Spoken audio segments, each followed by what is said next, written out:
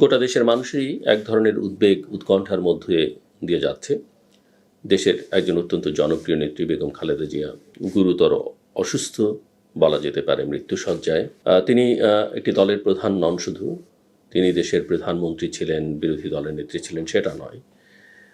তিনি একার্থে বাংলাদেশের গণতন্ত্রের প্রতীক হয়ে উঠেছেন। বিভিন্ন সময়ে তিনি গণতন্ত্রের জন্য সংগ্রাম করেছেন। সরকারে থেকে তার সমালোচনা ছিল না যখন তিনি সরকারে ছিলেন, এমন কথা বলা যাবে না। দুর্বলতা ছিল না সরকারের তার শাসনামলের, সেটা বলা যাবে না। কিন্তু সামগ্রিক বিবেচনায় এবং তার যারা প্রতিদ্বন্দ্বী প্রতিযোগী রাজনৈতিক নেতৃবৃন্দ ছিলেন তাদের তুলনায় তিনি অনেক অনেক দূরে গিয়ে, এবং স্বল্পভাষী মানুষটি যখন যেখানে নির্বাচনে দাঁড়িয়েছেন, যে অবস্থায় দাঁড়িয়েছেন, কোনোদিন পরাজিত হননি। এবং দেশের বিভিন্ন প্রান্ত থেকে তিনি নির্বাচন করেছেন, এমন না যে কোনো বিশেষ এলাকায় তিনি নির্বাচন করেছেন। সেই এলাকা থেকে তিনি বিজয়ী হয়েছেন। তিনি ছড়িয়ে ছিটিয়ে বিভিন্ন নির্বাচনে বিভিন্ন প্রান্ত থেকে নির্বাচন করেছেন, সবসময় বিজয়ী হয়েছেন। তিনি অসুস্থ, সংকটাপন্ন তার অবস্থা, মানুষ তার আরোগ্য কামনা করছে দেশে, দেশের বাইরে, বিভিন্ন জায়গা থেকে। আজকে তারেক রহমান এক ফেসবুক বার্তায় তার পরিবারের পক্ষ থেকে, বিএনপির ভারপ্রাপ্ত চেয়ারম্যান এবং বেগম খালেদা জিয়ার জ্যেষ্ঠ পুত্র তারেক রহমান, তিনি সবাইকে ধন্যবাদ জানিয়েছেন যে দেশে বিদেশি গোটা দেশের মানুষ, কূটনীতিকরা, বিভিন্ন দেশের সরকার প্রধানরা যেভাবে তাদের উদ্বেগ উৎকণ্ঠা সহানুভূতি প্রকাশ করছে পরিবারের জন্যে, বেগম জিয়ার আরোগ্যের জন্য, তিনি সবার কাছে ধন্যবাদ জানিয়েছেন, তার পরিবারের পক্ষ থেকে কৃতজ্ঞতা জানিয়েছেন। এবং আমরা লক্ষ্য করলাম যে নরেন্দ্র মোদী, ভারতীয় প্রধানমন্ত্রী, তিনিও এক্সের এক বার্তায় বেগম জিয়ার আরোগ্য কামনা করেছেন এবং বাংলাদেশের জন্য যে তার কন্ট্রিবিউশন সেটা উল্লেখ করেছেন। বাংলাদেশ ভারত সম্পর্কের যে টানাপোড়েন বলা যেতে পারে, ইতিহাসের সবচেয়ে খারাপ সম্পর্ক তখন বাংলাদেশের সম্ভাব্য বা আগামী দিনের যে রাজনৈতিক দল ক্ষমতায় আসার সম্ভাবনা সবাই বলছেন, যদিও সেটা নির্ধারিত হবে ভোটের মাধ্যমে, সাধারণভাবে পারসেপশন, সেই দলের প্রধানের জন্য এবং বেগম জিয়ার জন্য নরেন্দ্র মোদীর এই বার্তা নিঃসন্দেহে অত্যন্ত গুরুত্ব বহন করে।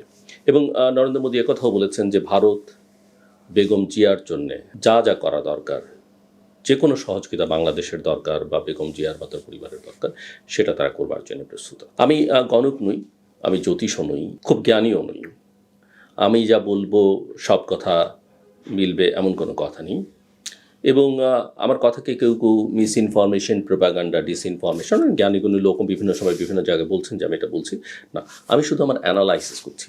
ইনফরমেশন তো একটা তথ্য, আমি কোনো তথ্য দিচ্ছি না, আমি আমার বিশ্লেষণ করছি। এবং সেই বিশ্লেষণ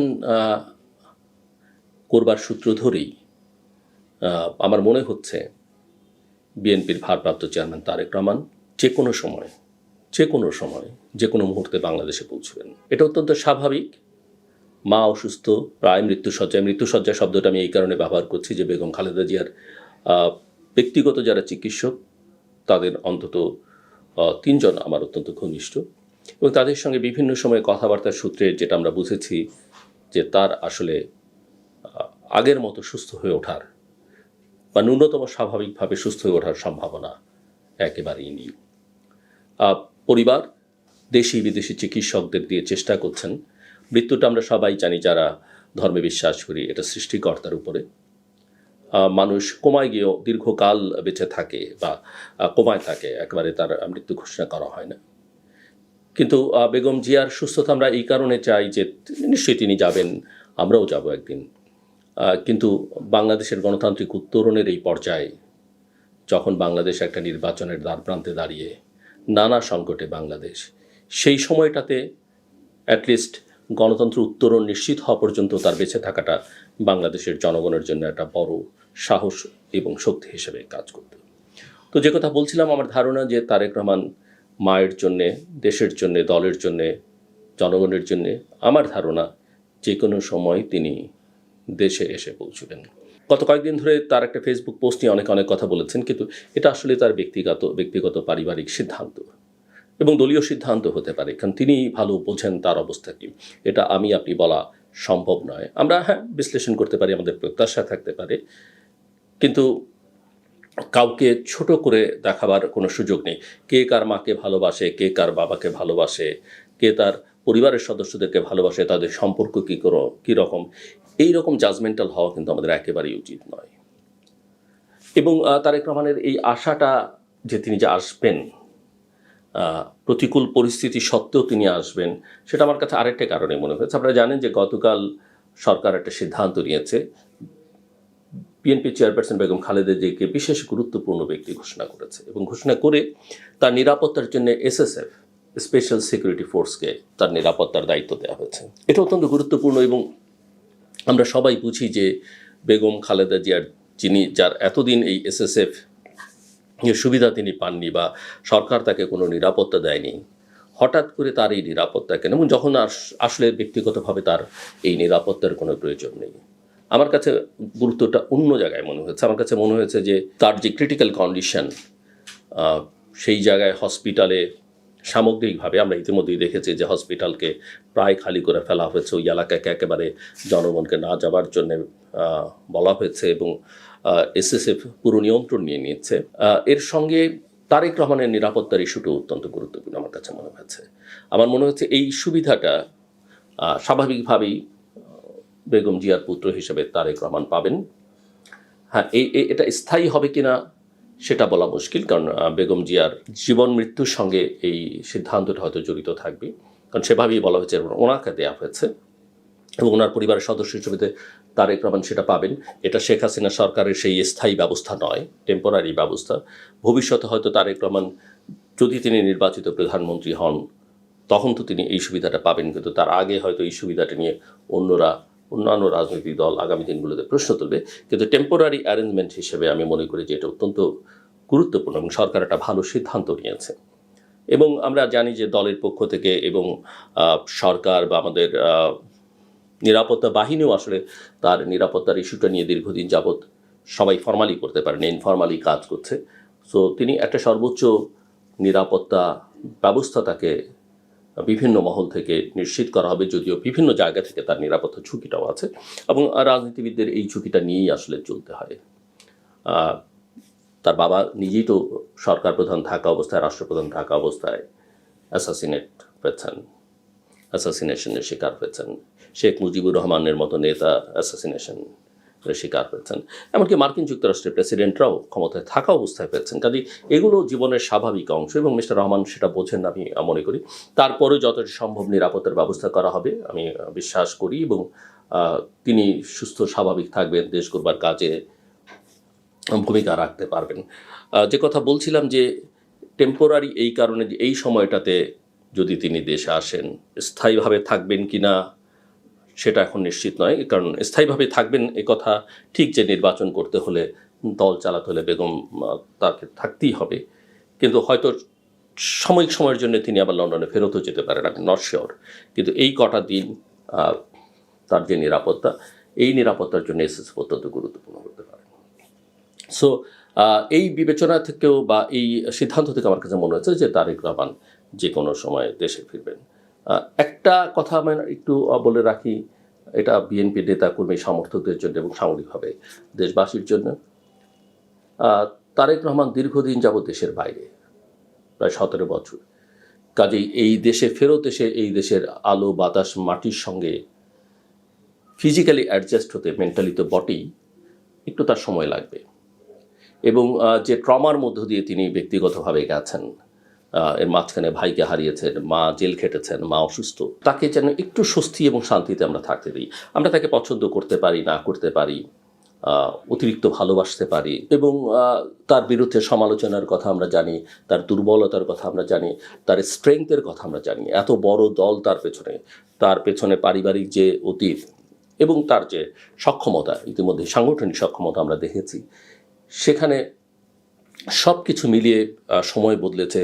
তিনি পশ্চিমের একটা দেশে ছিলেন, তার বোধ বুদ্ধি বিবেচনার মধ্যে আমরা বিশ্বাস করতে চাই অনেক রকমের পরিবর্তন এসেছে, কিন্তু তাকে একটা সময় দেওয়া দরকার এবং সেই সময়টা হচ্ছে বিশেষ করে এই সময়টাতে, এই যে তার পারিবারিক যে সংকটময় মুহূর্ত, সেখান থেকে তাকে যতটা সম্ভব তার নেতাকর্মীরা কম বিরক্ত করবেন।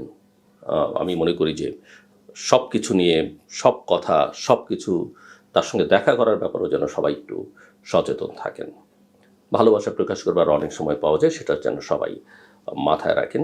এবং তারেক রহমানের এই আসবার মধ্য দিয়ে হয়তো বাংলাদেশের রাজনীতিটা বড় পরিবর্তনের সূচনা হবে, একটা নতুন অধ্যায়ের সূচনা হবে। সেই অধ্যায় কেমন হবে সেটা তার উপরেই অনেকটা নির্ভর করবে।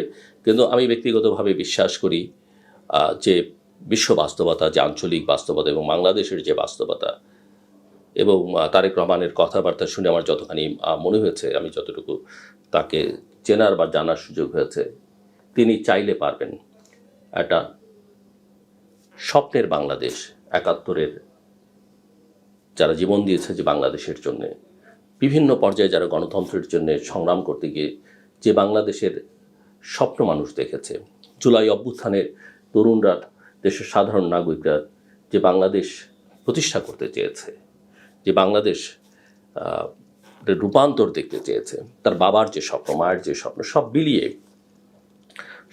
এবং তিনি একজন মুক্তিযোদ্ধার সন্তান। আমি বিশ্বাস করি যে তিনি একটা গণতান্ত্রিক বাংলাদেশ তৈরিতে ভূমিকা রাখবেন। এবং মানুষ যত উপরে ওঠে, মানুষ তত একা হয়ে যায়, সেটাও তাকে মাথায় রাখতে হবে। তার বন্ধু শুধুমাত্র তিনি, বড়জোর তার পরিবারের ২-৪ জন, তার সহধর্মিণী, তার সন্তান, মা থাকলে, জীবিত থাকলে মা, এর বাইরে খুব বেশি বন্ধু খোঁজার তার দরকার নেই। তার চিন্তা শক্তি দিয়ে তিনি দেশটা পরিচালনা করবার, দলটাকে পরিচালনা করবার চেষ্টা করবেন, নির্মমভাবে কাজ করবার চেষ্টা করবেন। আমি চাইব যে তিনি শুধু দলের নেতা থাকবেন না, দেশের নেতা থাকবেন না, তিনি এই অঞ্চলেরও নেতা হয়ে উঠবেন, যেমনটা তার বাবা হয়েছিলেন। পারলে এই অঞ্চলের পরিধি বা সীমানা অতিক্রম করে যাবার চেষ্টা করবেন। কিন্তু সেগুলো সবই সম্ভব হবে যদি তিনি বাংলাদেশের জনগণের, তার দলের বাইরের জনগণের, দলের বাইরের যে সমাজ আছে, সকলের ভালোবাসা অর্জন করতে পারেন। মানুষের তার সঙ্গে ভিন্ন মত থাকবে, তার বিরোধিতা করবেন, আমরাও হয়তো করব, কিন্তু সেটা যেন প্রতিশোধ, প্রতিহিংসা, অন্যায্যতা, অন্যায়ের জায়গায় গিয়ে না থাকে, সেই বিবেচনা যেন তার থাকে। সমালোচনাকে গ্রহণ করবার সক্ষমতা যেন তার থাকে, এবং একই সঙ্গে গণতান্ত্রিক সহিষ্ণুতা যেন থাকে, এবং এমন একটা বাংলাদেশ, গণতান্ত্রিক বাংলাদেশ গড়বার জন্য তিনি ক্ষমতায় যান বা ক্ষমতার বাইরে থাকুন, কাজ করবেন। যে বাংলাদেশ একটা সবার বাংলাদেশ হয়ে উঠবে। তিনি যেমন বলেন সবার আগে বাংলাদেশ, আমি বলবো সবার বাংলাদেশ। ধর্ম, বর্ণ, গোত্র, সবার বাংলাদেশ, সব ধর্মের মানুষের, সব বর্ণের, সব গোত্রের কোনো বৈষম্য থাকবে না। কোনো অঞ্চলের মানুষ নিজেদেরকে ডিপ্রাইভড ভাববে না। দেশে আইনের শাসন থাকবে। প্রতিষ্ঠানগুলো শক্তিশালী করবার জন্য তিনি মনোযোগ দেবেন, এবং একটা ব্যবস্থা গড়ে তোলবার দিকে তিনি মনোযোগ দেবেন। এই কাজগুলো করতে গিয়ে, কিছু কঠিন কাজ করতে গিয়ে হয়তো তিনি সমালোচনার মুখে পড়বেন, অনেকে সেটা পছন্দ করবেন না, বাধারও মুখে পড়তে পারেন।